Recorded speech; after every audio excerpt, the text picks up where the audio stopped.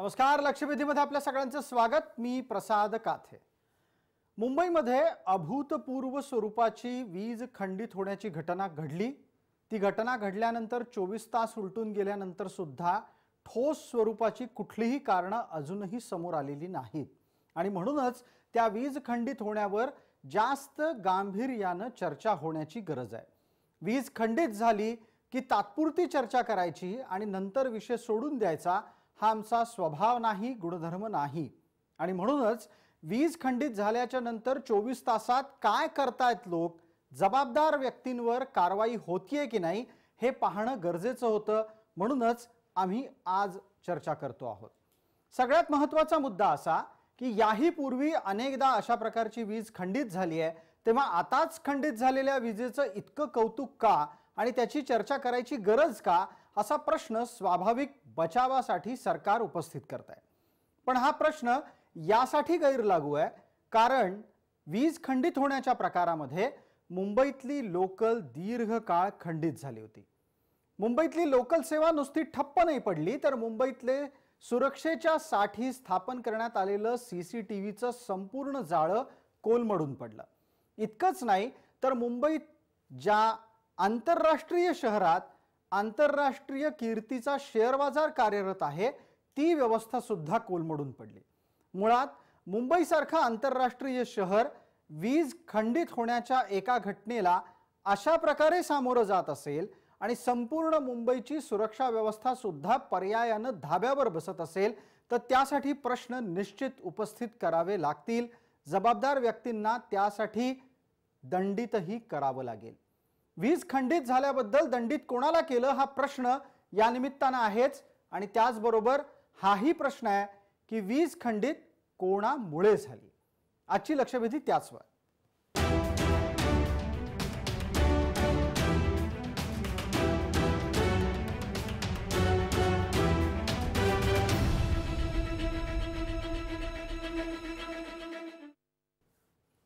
या चर्चेत सहभागी होत आहेत माझ्यासोबत महाराष्ट्र विकास आघाडीचे प्रतिनिधी आणि काँग्रेसचे प्रवक्ता म्हणून अरुण सावंत मुंबईच्या स्टुडिओमध्ये आहेत. भारतीय जनता पार्टीचे प्रवक्ता तसंच यापूर्वीच्या सरकारमध्ये महाराष्ट्राच्या वीज वितरण कंपनीवर संचालकपदी राहिलेले विश्वास पाठक.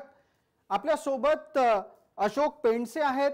ते वीज अभ्यासक आहेतच पण त्याचबरोबर ते वीज ग्राहकांचे प्रतिनिधी या नात्यानं वीज नियामक आयोगावर सुद्धा आपली बाजू मांडत असतात. आपल्यासोबत लोकसत्ता दैनिकाचे असिस्टंट एडिटर आणि वीज अभ्यासक या नात्यानं स्वप्न सौरभ कुलश्रेष्ठ आहेत. पहिला प्रश्न स्वप्न सौरभ कुलश्रेष्ठ यांना. स्वप्न सौरभ, सध्याच्या काळात वर्क फ्रॉम होम अशा पद्धतीनं मोठ्या प्रमाणात लोक काम करतायत. काल ज्या वेळेला वीज गेली तेव्हा तुम्हाला पहिला निरोप वीज किती वेळात परत येईल असा होता. त्या प्रमाणात वीज आली का आणि बातम्या गोळा करताना तुम्हाला कालच्या वीज खंडित होण्यामध्ये सगळ्यात मोठा महत्त्वाचा दोष काय जाणवला? एकतर जसं आपण सगळ्यांनी काल पाहिलं, सुरुवातीला सरकारकडनं असं सांगण्यात आलं म्हणजेच एकूण व्यवस्थेकडनं की 2-3 तासात प्रश्न सुटेल, पण तसं झालं नाही हे आपण सगळ्यांनी बघितलेलं आहे. आणि मगाशी तुम्ही जो एक विधान केलं होतं की अभूतपूर्व परिस्थिती होती आणि लोकल वगैरे थांबली, त्या अँगलनेच ती घटना मोठी होती. कारण याच्या आधी वीज खंडित झाली नाहीये का, तर नक्कीच झालेली आहे. 4 वेळा झालेली आहे. दशकाचा अगदी 10 वर्षांचा जर विचार करता, आणि तो 10 वर्षांचा विचार का करायचा नजीकच्या, कारण 2010 मध्ये जेव्हा वीज गेली अशी शेवटी, त्यावेळी वीज नियामक आयोगाने त्याची गंभीर दखल घेतली होती आणि एक समिती नेमली होती की अडचण काय आहे मुंबईची आणि ती सोडवण्याचा उपाय काय. 2011 मध्ये त्या समितीने आपला अहवाल दिला. त्या अहवालामध्ये मुंबईची पारेषण यंत्रणा सक्षम करणं आणि तिचा विस्तार करणं. अगदी स्वप्न सौरभ, आपण बोलत राहा, आपलं म्हणणं अतिशय नीट ऐकायला येत आहे. तर त्यांनी उपाययोजना सुद्धा सुचवलेल्या होत्या, पण आज 9 वर्ष झालेली आहेत. मगाशी तुम्ही जे म्हणालात की आपण चर्चा करत राहतो, समस्या येतात, आपला स्वभाव गुणधर्म, समाज आणि व्यवस्था म्हणून आपला जो गुणधर्म आहे ना, तो या 10 वर्षांनी आणि या 4 घटनांनी दाखवून दिलेला आहे. अगदी 10 वर्ष कशी काय लागू शकतात ती यंत्रणा सक्षम करण्यासाठी आणि तिचा विस्तार करण्यासाठी, हा एक मुद्दा. आणि दुसरं तुम्ही जे म्हणालात की काल एवढा का जास्त त्रास झाला इतर घटनांपेक्षा, त्याचं कारण असं की मुंबई आयलंडिंग होण्याची म्हणजे वेगळी होण्याची ग्रीड पासून जी व्यवस्था आहे त्यामध्ये मुंबईचे जे वीज प्रकल्प आहेत खास मुंबईसाठी असलेले डहाणू आणि टाटाचा ट्रॉम्बे यांची मोठी भूमिका आहे.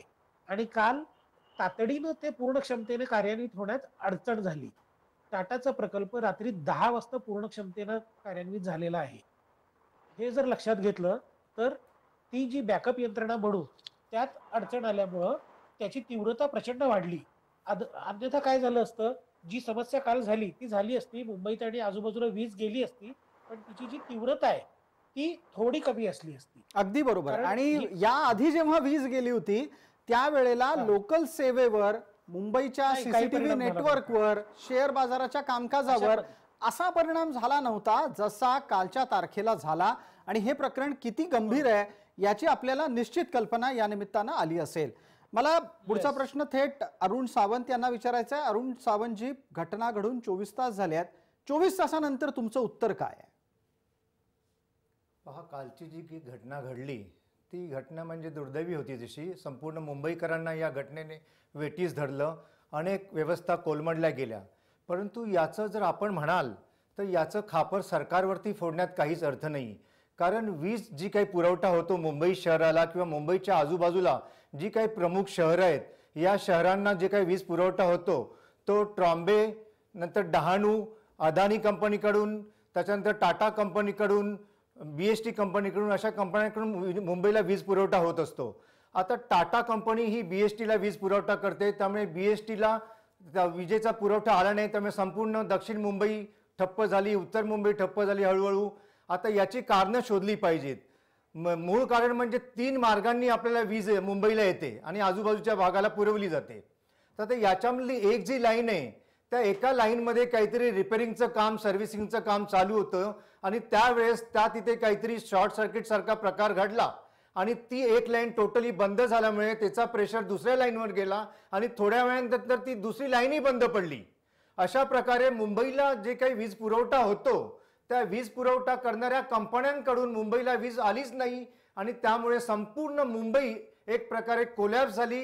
अरुणजी, हा यंत्रणा बंद झाली. हा पूर्णपणे अभ्यासांती काढलेला निष्कर्ष आहे का तुम्हाला अजून अभ्यास करायचा आहे? नाही, काही अभ्यास करायची गरज नाहीये. जो अभ्यास समोर येतोय त्यानुसार ती माहिती मी आपणास देत आहे आणि हा अभ्यास माझ्याबरोबर तुमचा सर्वांचा सुद्धा असला पाहिजे. ठीक आहे. अशाकडे काही वेगळा अभ्यास नसणार याच्या व्यतिरिक्त. अशोक पेंडसेंना विचारूयात. अशोक पेंडसे, ही उत्तरं समाधानकारक आहेत ज्या पद्धतीनं अरुण सावंत यांनी भूमिका मांडली की अ कडून ब ला वीज नाही आली, त्यामुळे ब कडून पुढे जाणारी वीज नाही गेली आणि म्हणून शहर अंधारामध्ये गेलं. अंधारात अर्थात दिवसा उजेड असताना सुद्धा वीज पुरवठा खंडित झाला आणि लोकांना त्रास सहन करावा लागला.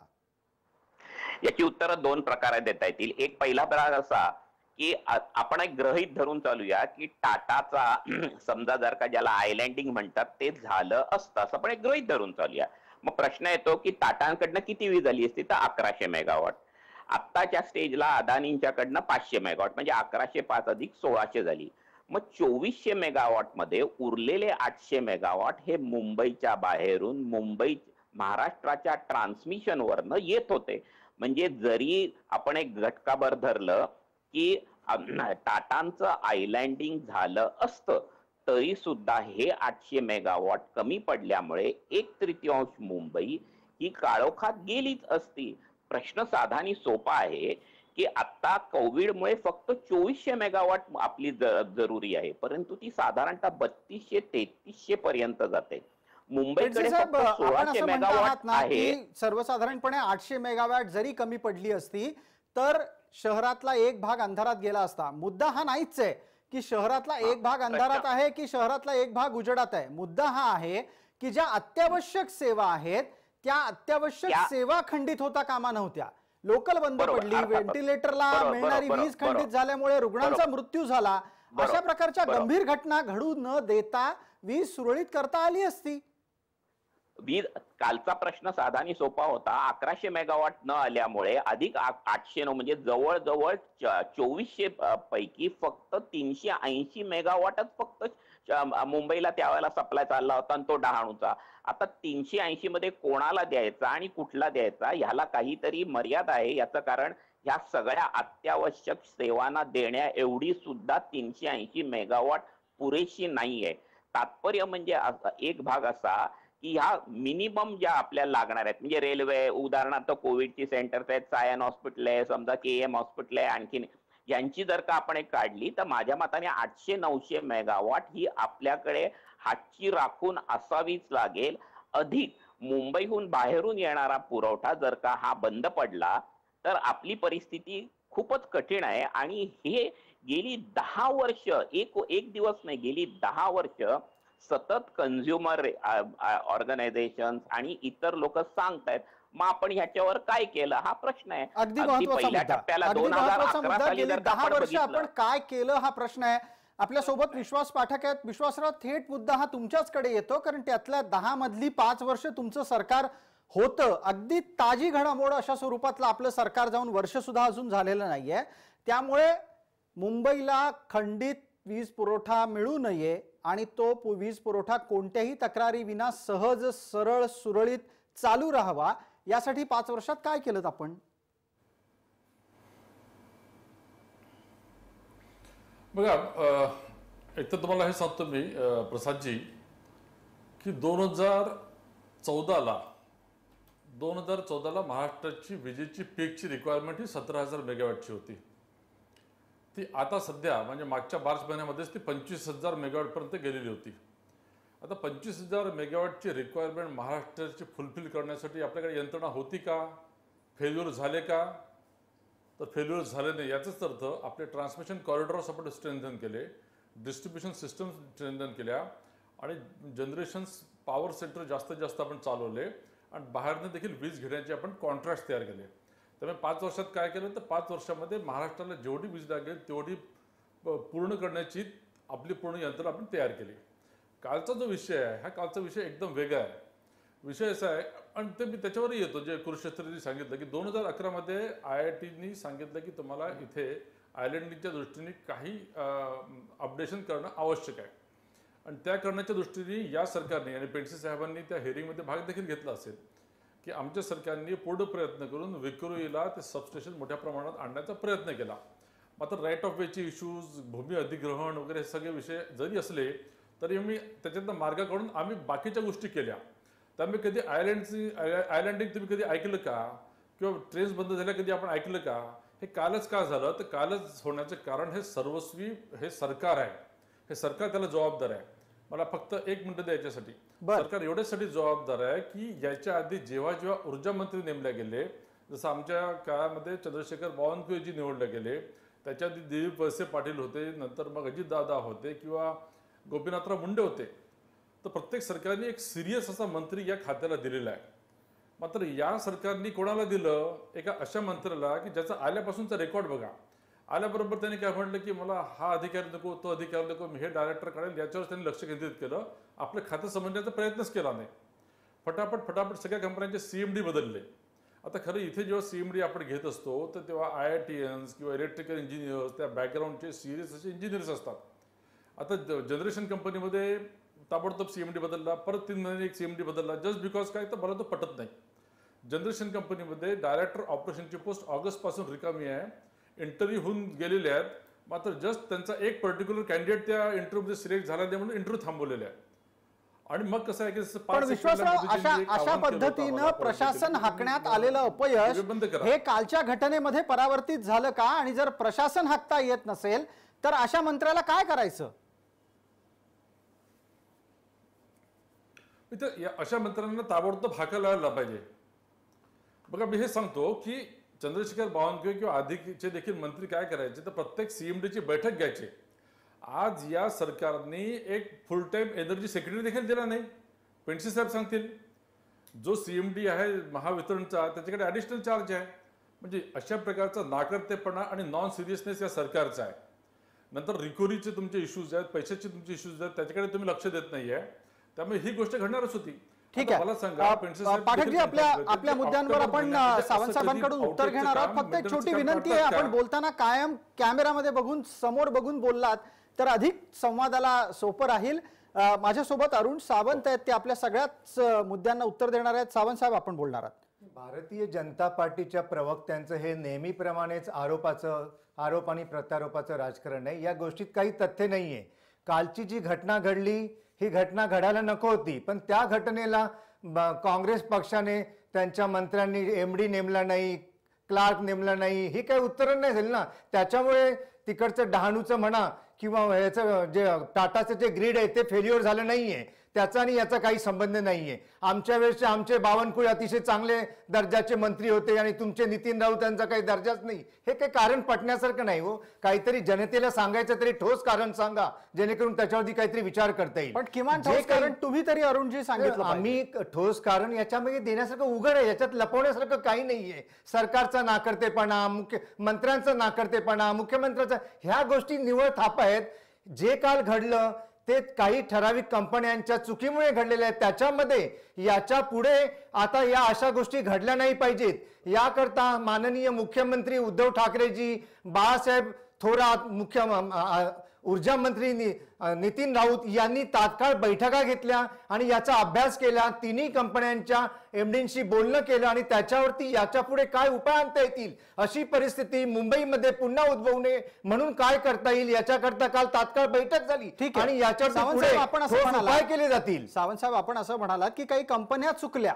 कुठल्या कंपन्या चुकल्या सांगा. आता पहा, टाटाचं जे काही ग्रीड होतं त्याला त्यांचं एक ऑप्शनल सुद्धा होतं, परंतु त्याची सर्व्हिसिंग त्यांनी गेले वर्षभर केलीच नव्हती. त्यामुळे ज्या वेळेस मूळ त्यांच्या जनित्रामध्ये खराबी झाली त्यावेळेस त्यांनी दुसऱ्या जनित्रामधून वीज घेण्याचा प्रयत्न केला, परंतु वर्षभर त्यांचं ते जनित्र बंद असल्यामुळे ते उपयोगीच ठरलं नाही, निकामी झालं. ते आयत्या वेळेस ते सुरू झालं नाही. ही त्यांच्याकडून एक चूक झाली. दुसरी गोष्ट, अदानीने यावेळेस अतिशय चांगली कामगिरी केली. अदानींचं जे काय ऍडिशनल पॉवर त्यांना देता येण्यासारखी होती ती त्यांनी तात्काळ मुंबईला पुरवली आणि त्यामुळे ज्या अत्यावश्यक सेवा अतिशय अगोदर करायच्या होत्या सुरू, त्या सरकारने तात्काळ त्याच्यावरती उपाय केले आणि त्या उदाहरणार्थ रुग्णालय, रेल्वे, त्यात सुद्धा रुग्णालयांमध्ये काही जणांचे जीव गेले. नाही, ऐका, जर असे जीव गेले असतील तर त्याबद्दल आम्ही अतिशय दुःखी आहोत. त्याबद्दल आम्ही या अशा गोष्टीची सहमत नाहीत. परंतु माझ्या मतानुसार असं कुठलंही वाईट कृत्य कुठे घडलं नाहीये. यावेळेस खरं म्हणजे आभार मानायचे झाले तर डॉक्टरांचे म्हणावे लागतील. त्यांनी मोबाईलच्या टॉर्च वरून सुद्धा तिथे उपचार केले. ऑक्सिजन मध्ये कुठल्याही प्रकारची त्यावेळी कमतरता भासू दिली नाही, व्हेंटिलेटर्सची कमतरता भासू दिली. ते सर्व योग्य वेळेस चालू होते. आरोप करायचा म्हणून यावेळेस आरोप करत आहे, हे काम अतिशय खोडसाळ आहे. तुम्ही असं म्हणता आहात. अरुण सावंत आपल्या सोबत आहेत. अरुणजी असं म्हणाले की टाटानी त्यांच्याकडच्या यंत्रणेची दुरुस्ती केली नाही. विश्वास पाठकांवर त्यांचा मुख्य आक्षेप आहे की विश्वास पाठकांनी केलेले आरोप राजकीय हेतून प्रेरित आहेत. विश्वासराव, टाटाच्या दुर्लक्षामुळे मुंबई अंधारात बुडाली हे सत्ताधाऱ्यांचं म्हणणं आहे. त्याच्यावर तुमची प्रतिक्रिया आधी आणि त्यानंतर इतर दोन मान्यवरांशीही बोलणार आहोत आपण. सर्वप्रथम मी आपण सांगू इच्छितो की मुंबईला जी बाहेरनं वीज येते ती जवळजवळ 60% वीज ही त्या ट्रान्समिशन कॉरिडॉरमध्ये येत असतो. पडघे कळवा हा जो ट्रान्समिशन कॉरिडॉर आहे, जो ट्रान्समिशन कंपनी महा ट्रान्समिशन कंपनी सरकारची कंपनी आहे, त्यांच्या माध्यमातून येत होतो. या कंपन्यांनी त्यांच्या 2 ज्या वाहिन्या होत्या त्या वाहिन्यांपैकी एकाचं त्यांनी मेंटेनन्स काढलं. आता मला सांगा की असा कोणचा अधिकारी आहे, असा कोणचा मंत्री आहे की जो ऑक्टोबर महिन्यामध्ये पीक पिरियडमध्ये मेंटेनन्स काढतो. हे मेंटेनन्सचे कामं सगळे पावसाळ्यामध्ये झालेले असतात, असे कधी काढत नाही. आणि जरी काढलं तरी शनिवार रविवार हा दिवस असतो, सोमवारची पहाट नसते.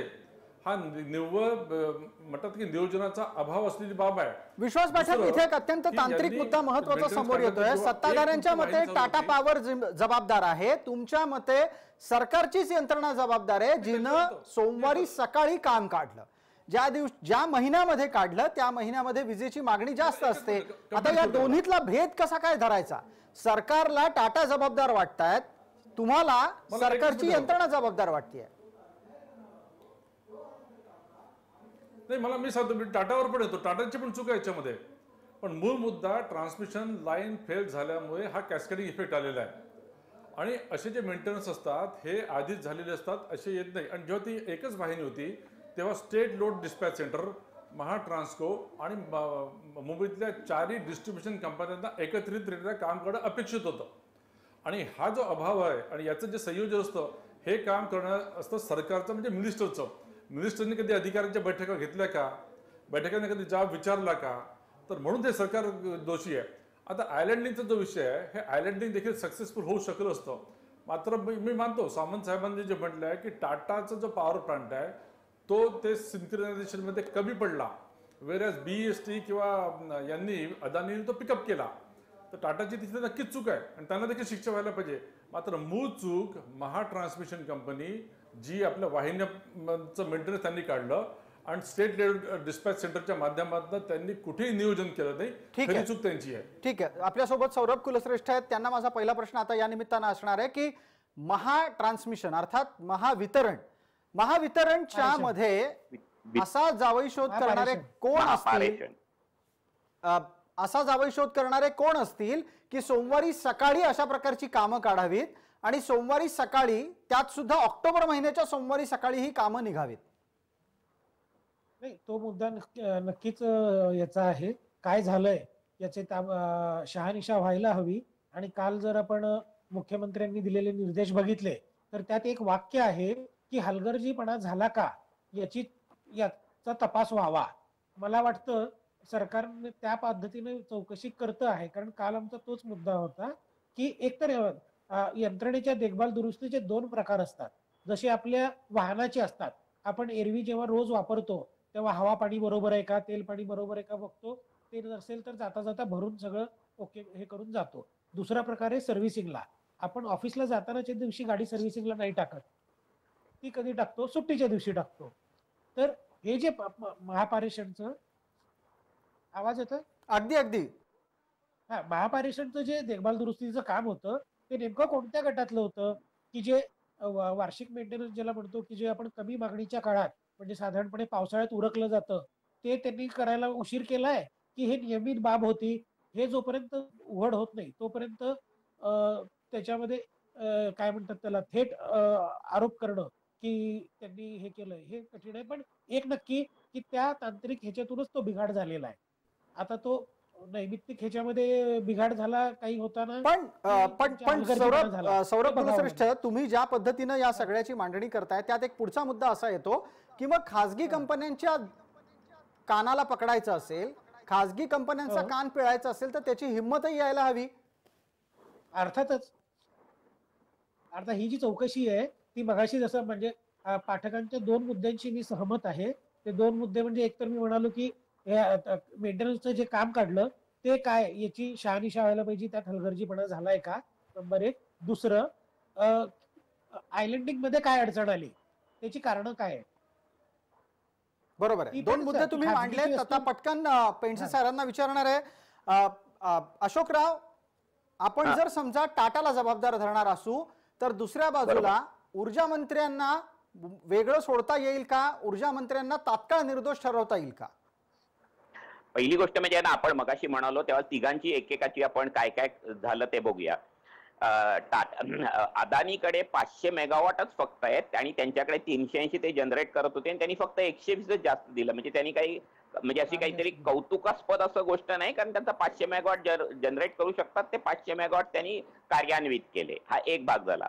आता आपण दुसरं टाटांच्याकडे जाऊया. टाटांच्याकडे त्यांची जी आयलँडिंग व्यवस्था आहे ती का कार्यान्वित झाली नाही याचं उत्तर शोधावंच लागेल. पण त्याच्या पलीकडे जाऊन ट्रान्समिशन मध्ये बघावं लागेल की पडघ्याचं ट्रान्समिशन बंद पडल्यामुळे जसा पत्त्याच्या बंगल्याचा एक पत्ता काढल्यानंतर बंगला कोसळतो तसं पडघा का बंद पडलं, पडघा टू कळवा बंद पडलं, कळव्यावरनं ओव्हरलोडिंग होऊन खारघर बंद पडलं आणि पुढची ही सगळी क्रिया चालू झाली. तर पहिली गोष्ट म्हणजे पडघा बंद पडून ह्या पुढचा कळवा आणि खारघर का बंद पडलं याची कोणी जबाबदारी घ्यायची, तर याची ट्रान्समिशनने अर्थातच जबाबदारी घ्यायला पाहिजे.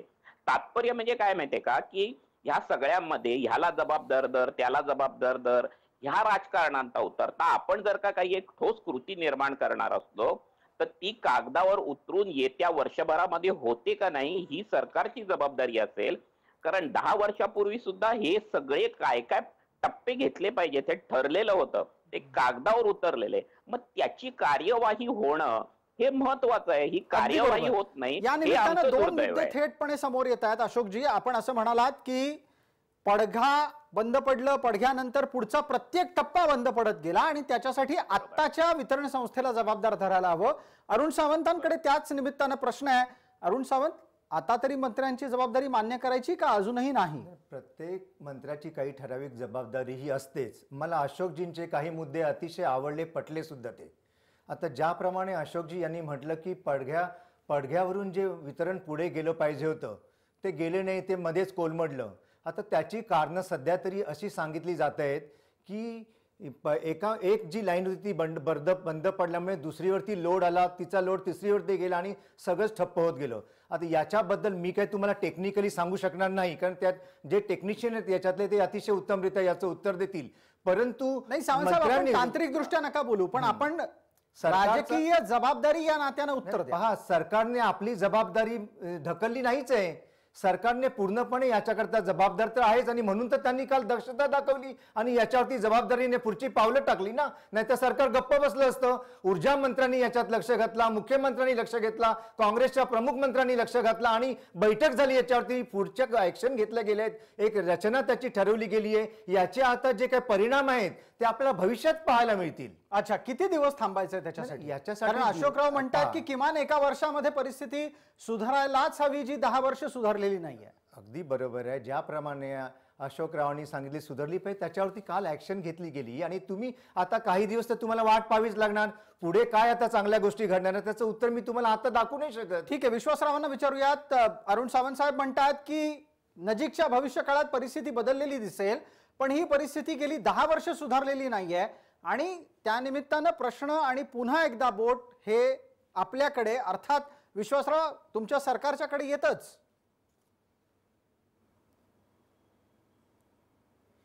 बघा प्रसादजी, 5 वर्ष आम्ही सरकार चालवलं. 5 वर्षामध्ये आम्ही मेंटेनन्सचे कामं कसे करतात ते SOP प्रमाणे केले.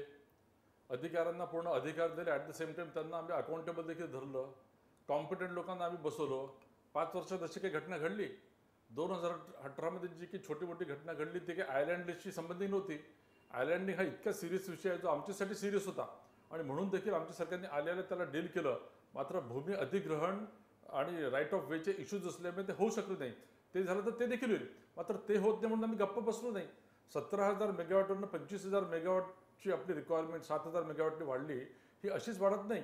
तुम्हाला जनरेशन कॅपॅसिटी वाढवावी लागते. ट्रान्समिशन कॉरिडॉर्स तुम्हाला प्रोएक्टिव्हली डिझाईन करावे लागतात आणि डिस्ट्रीब्युशन सिस्टम देखील स्ट्रेंथन करावी लागते. तर 5 वर्षामध्ये या महाराष्ट्राने खऱ्या अर्थाने लोड शेडिंग मुक्त महाराष्ट्र अनुभवलेला आहे. त्यामुळे आम्ही काय केलं हे लोकांनी सगळ्यांनी बघितलेलं आहे. आता तुम्ही असं म्हणता की महाराष्ट्र लोड शेडिंग मुक्त होता.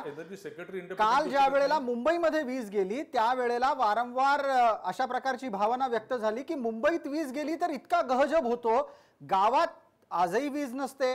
म्हणजे निमशहरी भागामध्ये 1 तास वीज नसते, ग्रामीण भागामध्ये आजही 3-3 तास वीज नसते आणि ही परिस्थिती कालही होती, आजही आहे. मग काय बदललं होतं?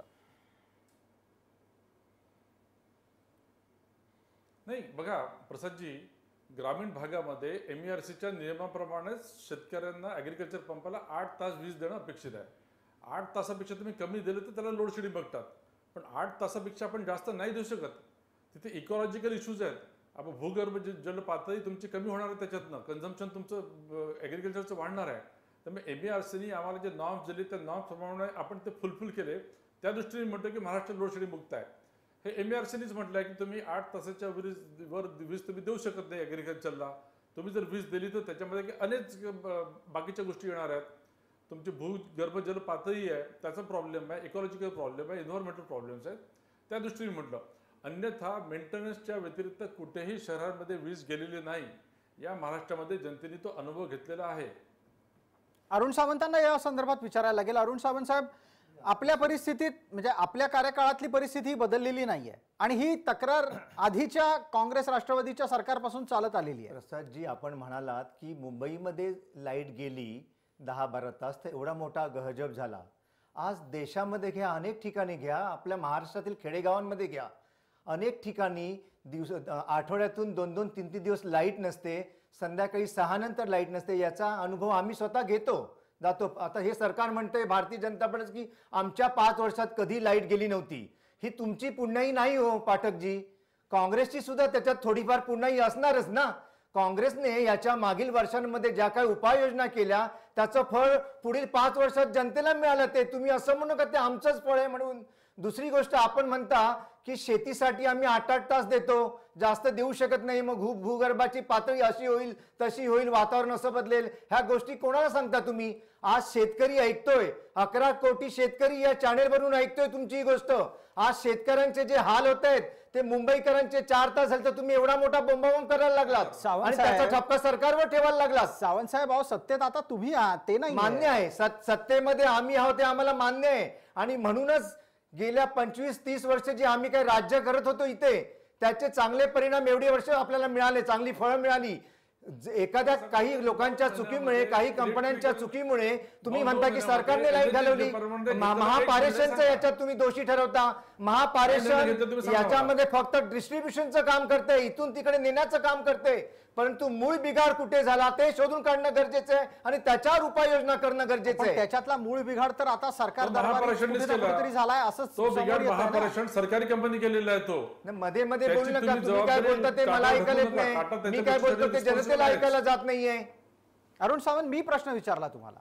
मी तुम्हाला हा प्रश्न विचारला की दोष प्राथमिक दृष्ट्या सरकारी यंत्रणेत निर्माण झाला असं तज्ञांनीही मांडलं. नाही नाही, कुठल्याही तज्ञाने प्राथमिक दृष्ट्या सरकारमध्ये दोष असं म्हटलेलं नाही. सरकारमध्ये नाही हो, स्वतः सरकारी टाटाने यंत्रणेत. सुद्धा मान्य केलंय, टाटांनी सुद्धा, की आमच्याकडून चूक घडलेली आहे, आम्हाला त्या समस्त जनतेची, आम्ही मुंबईकरांची आम्ही माफी मागायला तयार आहोत, हे स्वतः टाटांनी मान्य केलं. तुम्ही म्हणता सरकार दोषी आहे.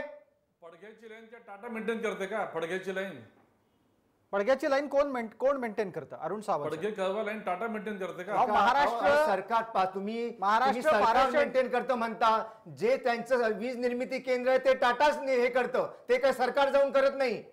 अरुण सावंत साहेब, जो एक तांत्रिक मुद्दा मगाशी आला की चुकीच्या दिवशी काम काढलं दुरुस्तीचं. चुकीच्या दिवशी हेच चुकीचं बोलणं चालू आहे मगासपासून. चुकीच्या दिवशी महापारेषणने काम काढलेलं नाहीये, तुम्ही जनतेसमोर चुकीचं बोलणं मांडत आहात. काम काढलंय कंपनीच्या टेक्निशियन्सनी आणि त्यांचे ते बिघाड झालं, त्याचे परिणाम कंपनी सरकारची आहे ना हो. आणि अरुण सावंत, कंपनी सरकारची आहे ना, असं काय करताय तुम्ही? मान्य मला, महापारेषण कंपनीवरती सरकारचं नियंत्रण आहे, मान्य मला, परंतु जो मूळ बिघाड झाला तो सरकारच्या यंत्रणेमध्ये झालेला नाहीये, हे आपण लक्षात घ्यावं. ठीक आहे, एकदा विश्वास पाटकांची पटकन प्रतिक्रिया 30 सेकंदात. विश्वासराव, सरकार मान्य करत नाही की त्यांच्या कोणत्याही यंत्रणेमुळे मुंबईचा वीज पुरवठा खंडित झाला. तुम्हाला वाटतंय की हे सरकार येत्या वर्षभरामध्ये वीज वितरण आणि वीज निर्मिती आणि त्याचबरोबर घराघरामध्ये अखंडित वीज पुरवठा या 3 कसोट्यांना पार करू शकेल? पडगे कळवा ही ट्रान्समिशनच्या 2 वाहिन्या आहेत, त्यातली एक मेंटेनन्सला काढली आणि दुसरी ट्रिप झाली. सुरुवात तिथून झाली, नंतर मग टाटाचा विषय येतो. त्यामुळे चूक कोणाची आहे? महापारेषण कंपनीची आहे. महापारेषण कोणाची कंपनी आहे? सरकारची कंपनी आहे. सरकार कोणाचा? यांचा आहे. मंत्री कोणाचा? यांचा आहे. त्यामुळे जरा जबाबदारी घ्यायला शिका, अन्यथा तुम्ही का बरं इन्क्वायरी लावली हो एवढी? कधी नव्हे, लागलीच मुख्यमंत्री आणि सगळे एकत्र आले, त्यांनी इन्क्वायरी का लावली? त्यांच्या लक्षात आलं की आता हे प्रकरण आपल्या अंगावर शेकणार आहे. इन्क्वायरी लावली ही सुद्धा चूक केली. एका साईडने म्हणायचं की सरकार काही इन्क्वायरी लावत नाही, काही बोलत नाही, दुसऱ्या साईडने म्हणायचं सरकारने इन्क्वायरी का लावली? नाही, बघू ना, इन्क्वायरी मध्ये काय निघतं बघू ना. पण पेंडसे साहेब ठीक सांगते, आहे. तज्ञ आहेत ना. ठीक सुरुवात कुठून आहे, झाली? आपण पडग्यावर सुरुवात एक छोटी झालेली आहे. विश्रांती घेतोय. चर्चेला अत्यंत गरजेची आत्ताच्या घडीला. पटकन परत येतोय लक्षवेधीच्या पुढच्या भागामध्ये.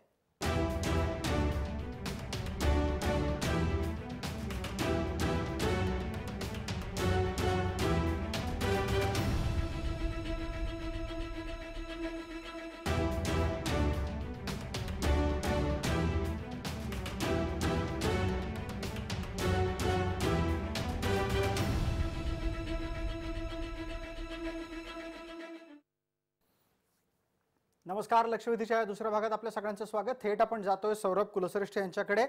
सौरभ कुलश्रेष्ठ, मुंबईच्या वीज खंडित होण्याचा परिणाम या शहराच्या सुरक्षिततेशी किती आहे आणि हा विषय त्या पातळीवर सुद्धा तात्काळ गांभीर्याने घेणं किती गरजेचं आहे? फक्त सुरक्षितता म्हणजे ज्याला आपण कायदा आणि सुव्यवस्था म्हणतो त्याचीच नाही, तर मुंबई हे देशाची आर्थिक राजधानी असल्यामुळं वित्तीय केंद्र आहे आणि त्याचीही सुरक्षितता महत्वाची आहे.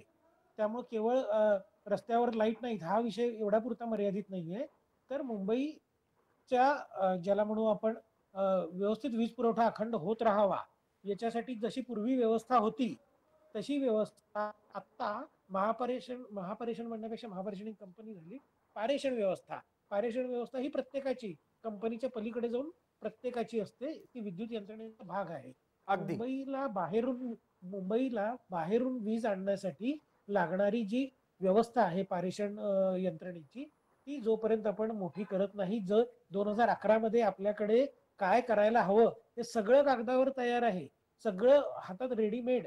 प्रश्न आहे पण फक्त सौरभ ते सगळी कुलश्रेष्ठ, कामं मगाशी शेवटी विश्वास लावणं. पाठक यांनी दोनदा या गोष्टीचा उल्लेख केला की त्यांच्या काळामध्ये भूमी अधिग्रहण आणि तत्संबंधी काही अजून अडचणी निर्माण झाल्या म्हणून तो विषय मार्गी लागला नाही. आता प्रश्न तोच आहे ना. आता हे असे म्हणलं तर आपण 10 वर्षांनी पण ही चर्चा करत राहू ना, तोपर्यंत पण भूसंपादन नाही झालं तर. प्रश्न असा आहे, इथं सरकार काँग्रेसचं का भाजपचा हा विषय नाहीये. आपण सरकार म्हणून बघतो, सत्ताधारी पक्ष हा नंतरचा आणि तो राजकीय विषय आहे. सरकार मग ते आधी 3 वर्ष 2011 पासून सुरुवात करूयात.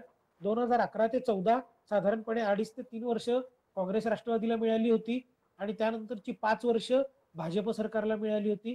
म्हणजे गेली 9 वर्ष दोन्ही मिळून सरकार हे जे काम आहे ते पूर्णपणे मार्गी लावू शकलेली नाहीत. पण ते मग आता वास्तव आहे. करता काय येईल हा मुद्दा आहे. जर भूमी अधिग्रहणाचे मुद्दे असतील तर काही थेट कारवाई करावीच लागेल, जर विषय इतका गंभीर आणि संवेदनशील असेल तर. इतका गंभीर विषय आहे, हे आधीच व्हायला पाहिजे होतं.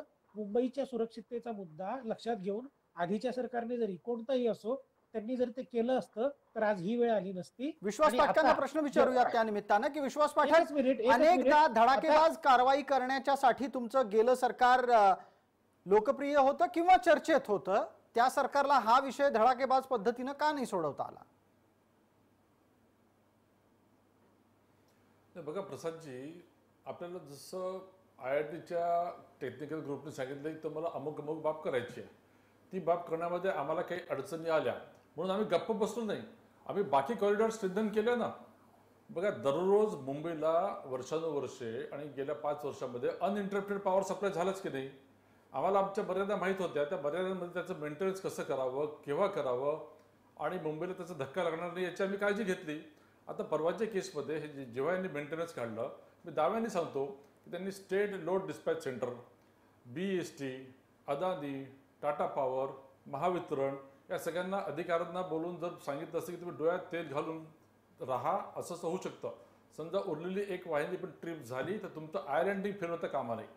मग आता टाटाचं आयलँडिंग का फेल झालं, म्हणजे मला जे लक्षात येतं की त्यांनी ते मॅन्युअली ऑपरेट करण्याचा प्रयत्न केला, बाकीच्यांचं सगळं स्काडा बेस्ड होतं. त्यामुळे स्काडा बेस्ड का नव्हतं, त्यांनी का नाही ऑपरेट केलं, तर हे त्यांनी आधीच काळजी घेतली असती असं तर झालं असतं.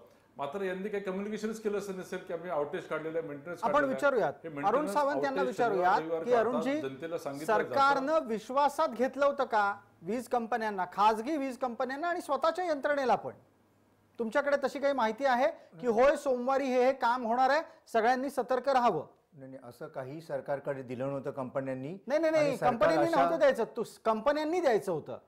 म्हणजे सरकारने कंपन्यांना, माफ करा, सरकारने कंपन्यांना द्यायचं. सरकारने किंवा कंपन्यांनी एकमेकाला या अगोदरच्या आठवड्यात काही दिलेलं नव्हतं अशी माझी माहिती आहे. परंतु ही गोष्ट महत्वाची नाही इथे.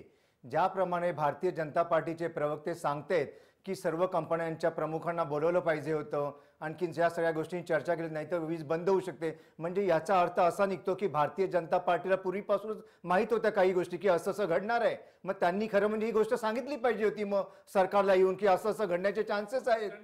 अहो, भारतीय जनता पार्टीला कुठे माहिती होतं की तुम्ही म्हणजे सोमवारी माहित काम नाही तर मग करणार असा आहात? प्रश्न कसा केला त्यांनी मग? अहो, त्यांच्याकडच्या कागदपत्रांच्या आधारे ही गोष्ट 10-11 वर्ष सिस्टम मध्ये आहे ना सावंत साहेब. 10-11 वर्ष आहे. 10-11 वर्ष ही गोष्ट आहे पहा. की होय अशा पद्धतीचं काम करणं गरजेचं आहे. हे नाही झालं तर अमुक अमुक गोष्टी होऊ शकतात. हे पहा, हा अचानक घडलेला अपघात आहे आणि अपघात हा कधी घडू शकतो. याच्या अगोदर अशा गोष्टी घडल्या नव्हत्या. 10 वर्षापूर्वी एकदा अशी गोष्ट घडली होती आणि त्याच्या अगोदर सुद्धा 10 वेळा अशा गोष्टी घडल्या होत्या. 10 वर्षापूर्वी पण योगायोगानं तुमचंच सरकार होतं. प्रत्येक वेळेस आमचंच होतं सरकार. एकदा फक्त मला वाटतं शिवसेनेचे मनोहर जोशी आणखीन शरद पवार मुख्यमंत्री होते ही गोष्ट असेल. परंतु याचा अर्थ असा निघत नाही की काँग्रेसचं सरकार होतं आणि काँग्रेसच्या सरकारने अशा गोष्टी घडल्या. एवढ्या वर्षांमध्ये एवढी चांगली व्यवस्था दिली काँग्रेसने, ठीक आहे. त्याचा सुद्धा विचार झाला पाहिजे. ज्या त्रुटी असतील त्या त्रुटी सुधारू आपण, त्याच्याबद्दल मी नाकारत नाही. विश्वासराव, सरकार म्हणतंय हा अपघात आहे, अपघातांच्या बाबतीत इतकं गांभीर का होत आहे?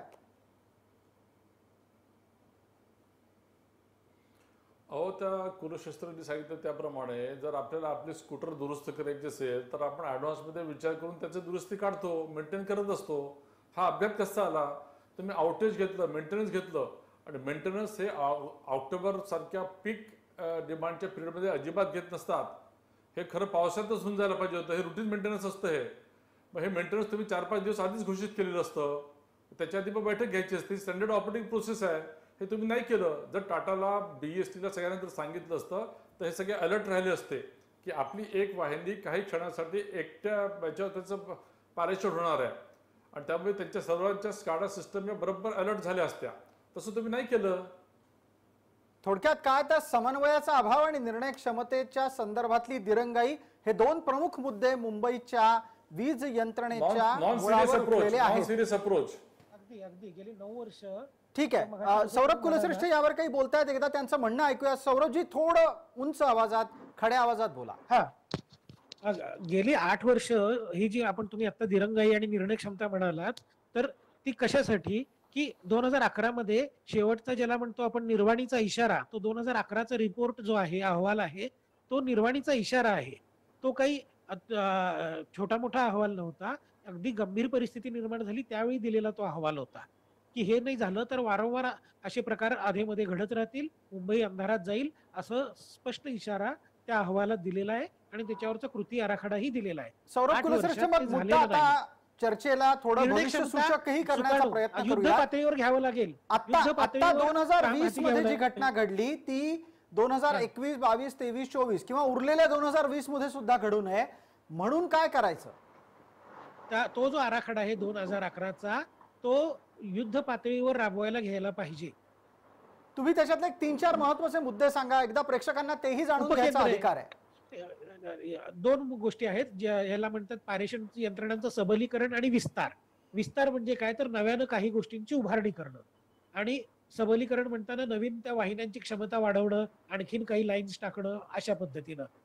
उपकेंद्र आहे 400 किलोवॅटचं, ते अजूनही प्रलंबित आहे. 7 वर्ष त्याच्यावर काहीही झालेली नाही हालचाल. ते काम आतापर्यंत मार्गी लागायला हवं होतं, ते अजूनही झालेलं नाही. तिथे उभं राहायला सुद्धा सुरुवात झालेली नाही. आता वीज क्षेत्रातले इथे सगळेच माहितगार आहेत. साधा एक वीज प्रकल्प उभारायचा जर पूर्ण तयार असेल, जमीन तयार आहे, मोकळी आहे, सपाट आहे, तरी त्याला 3-4 वर्ष जातात. एवढी ती अजस्त्र यंत्रणा असते. हा उपकेंद्र आहे, एवढी ती जाणार नाहीत, पण ते काम ही सुरू झालेलं नाही तिथं यंत्रणा उभी करण्याचं. ठीक आहे, असं नाही की तिथे उभी आहे अर्धवट आहे. अशोकराव, आपल्याला प्रश्न विचारला होता की सौरभ सांगतायत त्यातले 2 मुद्दे मी पुन्हा एकदा स्पष्ट करतो. बरं, 400 किलो वोल्टचं हे उपकेंद्र जे आहे, ज्याच्यामुळे थेट महाराष्ट्रामध्ये, मुंबईमध्ये वीज येईल, याच्यासाठी 7-8 वर्ष झाली आणि अजून त्याच्यात काही काम झालेलं नाहीये. जानेवारी-फेब्रुवारी मध्ये अदानीला ते कॉन्ट्रॅक्ट दिलं गेलेलं आहे, कारण पहिल्या टप्प्यात टाटाला सांगून ते झालं नाही म्हणून आता अदानीला कॉन्ट्रॅक्ट दिले. आता अदानीला ती 2 वर्ष मिळालेत, त्याच्यातले 5-6 महिने तर या कोविडमुळे गेलेले आहेत. आता 1.5 वर्ष उरलेले. मग अदानीच्या मागे लागून हे 1.5 वर्षात आपण आपलं सरकार, आपली यंत्रणा त्यांच्याकडनं पुरं करून घेणार का? हा झाला पहिला मुद्दा. दुसरा मुद्दा, जसजशी मुंबईची विजेची मागणी वाढत चाललेली आहे, तसतसे 60-70% वीज मुंबईच्या बाहेरून येणार आहे. म्हणजे जी आपली ट्रान्समिशनची व्यवस्था आहे, पारेषणची व्यवस्था आहे, ती तसेच मुंबईमध्ये ज्या ज्या ठिकाणी ती ट्रान्सफर होते, वीज कशी एकाच भागातून येत नाही, 5 टप्प्यातनं 6 टप्प्यातनं ती मुंबईकडे ट्रान्सफर होते. तर आता ती जी ट्रान्सफर जिथून होते त्या ठिकाणची ती व्यवस्था व्यवस्थित केली गेलेली आहे का? ट्रान्समिशन व्यवस्थित झालेलं आहे का? तात्पर्य म्हणजे ट्रान्समिशन व्यवस्थित होणं. दुसरा भाग म्हणजे ट्रान्सफर व्यवस्था होणं. 400 किलो वोल्टचं येणं हे कुठच्याही परिस्थितीत युद्ध पातळीवर झालं नाही तर मुंबईत 60-60% जर का वीज बाहेरून येणार असेल तर फक्त ह्याला जबाबदार दर, त्याला जबाबदार दर, ह्याला सुळावर दे, त्याला हत्तीच्या पायदळी दे, ही कार्यशैली असूच शकणार नाही.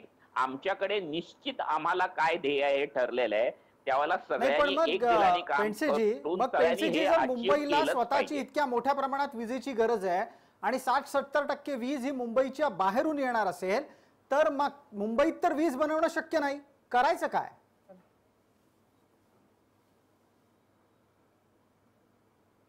पेंडसेजी, आपल्याला विचारलं, माझा प्रश्न पोहोचला? ओके, मला कळला नाही. पहिल्या टप्प्यामध्ये हे सगळं बरोबर होतं की मुंबईची सगळीच्या सगळी मुंबईतच वीज निर्माण व्हायची, म्हणजे उदाहरणार्थ चेंबूरला आणि डहाणूला. एवढी जेव्हा बाहेरून येते त्यावेळेला त्याची सक्षम, रिपीटेडली आपण तोच शब्द वापरते, सक्षम पारेषण व्यवस्था, ट्रान्समिशन व्यवस्था असली पाहिजे. आता उदाहरणार्थ दिल्लीकडे बघा, मुंबईची 3200-3400 आहे, पण दिल्लीला तर सध्या 7-7 हजार मेगावॉट लागते. दिल्लीकडे एकही जनरेशन स्टेशन नाही, मग ती सगळी बाहेरून कशी येऊ शकते? येते ना, म्हणजे 7,000 मेगावॉट सगळीच्या सगळी दिल्लीची राजधानीची व्यवस्था ही बाहेरून येऊ शकते, आणि ही ट्रान्समिशन व्यवस्थित असल्यामुळे. तर त्यावेळेला महाराष्ट्राकडे सुद्धा, मुंबईकडे मुख्यतः हे असंच असावं लागेल. आणि मगाचा मुद्दा मी फक्त पुन्हा एकदा मला सांगण्याची जरूर वाटते की टाटा आणि बीएसटीचं लायसन्स 1906 साली आणि बॉम्बे सबर्बन इलेक्ट्रिकचं म्हणजे आताच्या अदानीचं लायसन्स 1923 साली दिलं. म्हणजे 120 आणि 100 वर्ष मुंबईमध्ये 24/7 ही अशी व्यवस्था असताना त्याला अशा घटना या आपल्याला लांछनास्पद आहेत. याने आपल्याला बट्टा आणतो, कारण 100-120 वर्ष जर का आम्ही 24/7 देऊ शकतो तर आपल्याला हे वाईट वाटलं पाहिजे की हे आपलं काहीतरी चुकलंय. अगदी अशोकराव, त्या निमित्ताने एक प्रश्न आहे की तुम्हाला असं वाटतं का की जी व्यवस्था राज्यकर्त्यांची नेहमी येते ती मुंबईत बसून राज्य करते, पण मुंबईत बसून राज्य करताना मुंबईला कायम सोन्याचा अंड देणारी कोंबडी म्हणूनच बघितलं जातं?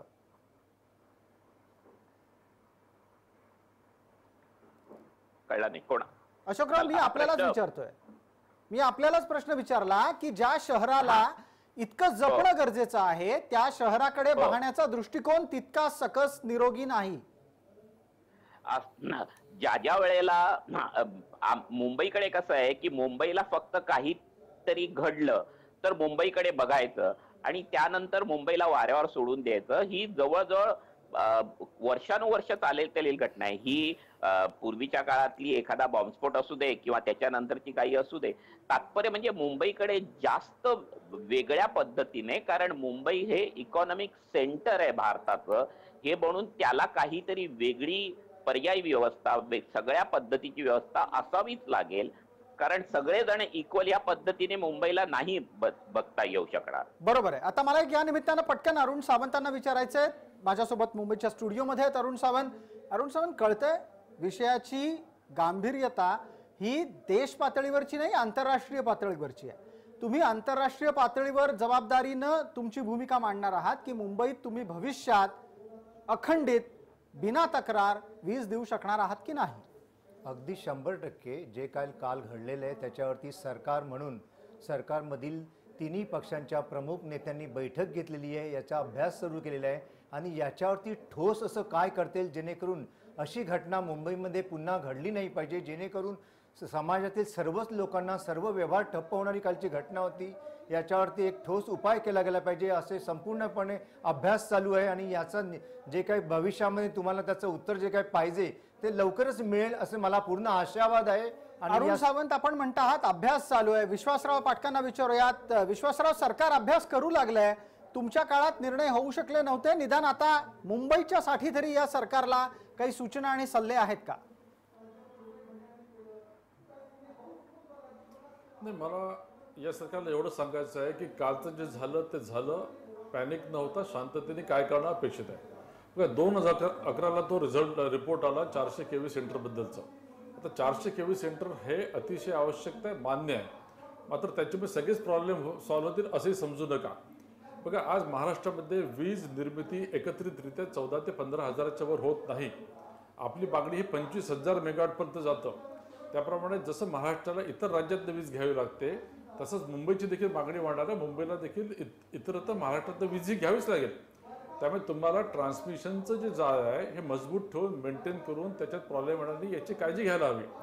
आणि राहिला प्रश्न मुंबईचा, तर मुंबईमध्ये हे 3-4 जे डिस्ट्रीब्युशन कंपन्या आहेत त्या कंपन्यांना थोडंसं सरकारने अजून, आम्ही देखील प्रयत्न केला, ते प्रायव्हेट इंडिपेंडंट लायसन्सर असल्यामुळे बियॉन्ड पॉईंट सरकार त्यांना काही करू शकत नाही. मात्र अगदी हाच एक अत्यंत महत्त्वाचा मुद्दा आहे विश्वासराव. वेळेची मर्यादा असल्याने तुम्हाला थांबवतोय, पण महत्त्वाचा मुद्दा चर्चेच्या शेवटच्या टप्प्यात का होईना आला. इच्छा असून सुद्धा सरकार बऱ्याचदा खाजगी कंपन्यांचे कान पिरगाळू शकत नाहीत.